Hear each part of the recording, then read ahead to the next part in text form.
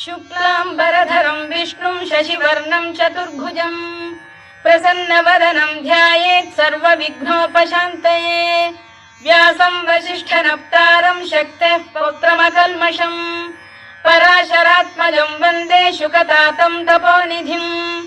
व्यासाय विष्णुरूपाय व्यासरूपाय विष्णवे नमो वै ब्रह्मनिधये वासिष्ठाय नमो नमः।